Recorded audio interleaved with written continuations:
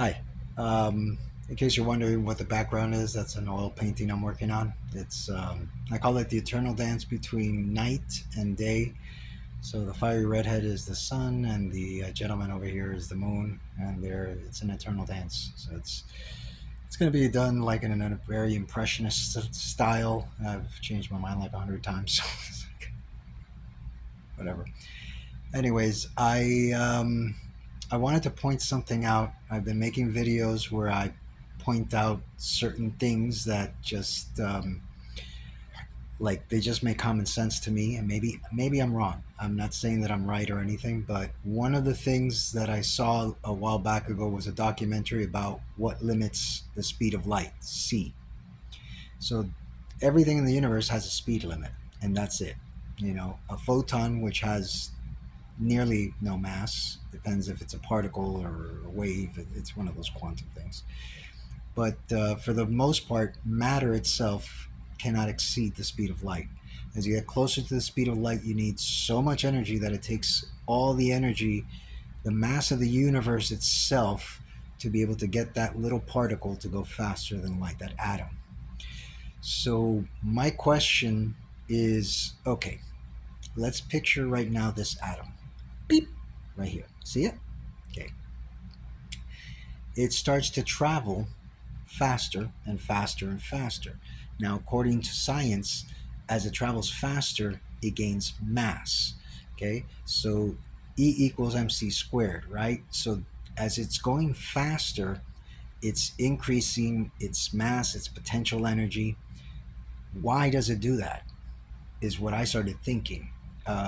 It just went into my subconscious mind and it just stayed there and festered for a while until it finally, boop, it just, I think I came up with a eureka moment. Um, okay, so this thing's going faster, it's increasing its mass, it's increasing its mass, it's increasing its mass. What makes it increase that mass is what I started thinking about.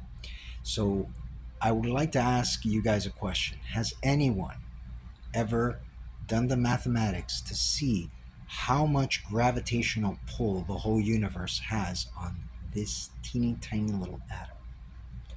Because I think that what limits the speed of this going any faster, and the reason that you need more energy, is because as this thing goes faster, it increases in mass, meaning that the gravitational force of the whole universe on this also increases. So it's almost like that's what slams on the brakes. So you need all the mass of the universe. I mean, that's the key right there. The fact that you would need all the energy of the universe means that the whole universe is affecting this little particle. I remember in science class 100 years ago, a professor told me that the Andromeda galaxy has a gravitational pull on me. Everything does. And again, the question is, if all the galaxies and everything that has visual light, we know now that gravitational waves travel at or near the speed of light. So everything that's in the visual universe is affecting this. Everything that can be seen is affecting this.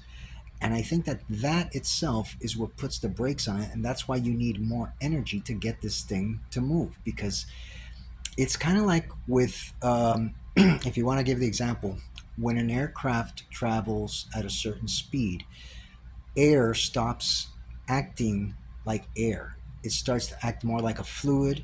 And then as you go faster and faster, you get the friction. So it's almost the same principle as hypersonic or above hypersonic flight in an atmosphere.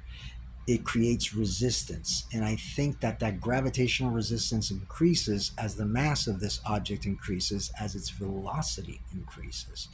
And again, the question is, has anyone ever bothered to do the mathematical calculation of visible matter, dark matter, every single thing that's in the universe that has a gravitational, that exerts a gravitational force on this particle or atom?